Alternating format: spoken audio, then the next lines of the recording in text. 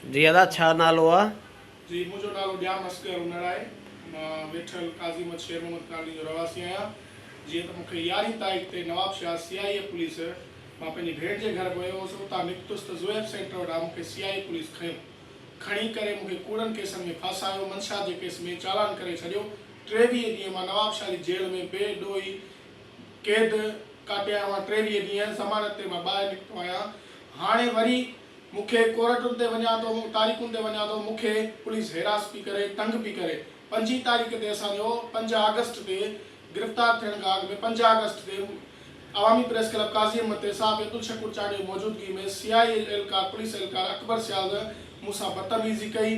छो जो असां सदाई मंशा जी मुखालफ़त कई आहे, सदाई मंशा जे ख़िलाफ़ पोस्टूं रखियूं आहिनि, सदाई असां हुनखे मूं रोकियो भताखोरी खां त हुनखे उहा रुकावट में तकलीफ़ आई, जंहिं तां उहो सफ़ा ज़ाती दुश्मन गिरायो।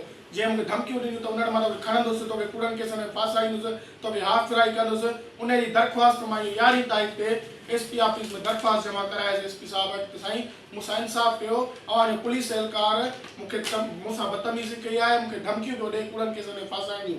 9 तारीख़ ते मां दरख़्वास्त ॾी आहियां। 11 तारीख़ ते जॾहिं मां पंहिंजी भेण जे घर नवाबशाह वियो आहियां, उतां निकितो आहे मूंखे CIA पुलिस गिरफ़्तार कयो आहे। उन खां पोइ हाणे वरी मूंसां गॾु मुंहिंजी गाॾी 125 मॉडल ऐं मुंहिंजा कैश 1,17,000 रुपया पैसा हुया, जेके मां नवाबशाह जे शोरूम ते गाॾियुनि जो कारोबार कंदो आहियां, पंहिंजे बचनि जी रोज़ी कंदो आहियां। उहे पैसा, उहा गाॾी मुंहिंजी पुलिस वटि हुई। ऐं जॾहिं मां जेल मां निकिरी ॿाहिरि जॾहिं हुनजी घुर कई आहे, त मां हाणे घुर ते मूंखे धमकियूं ॾियणु लॻा आहिनि त तोखे कूड़नि केस में फासाईंदासीं, तोखे कोर्ट मां तारीख़ुनि ते खणंदासीं, तोखे फुल फ्राई कराईंदासीं, तोखे हाफ फ्राई कंदासीं।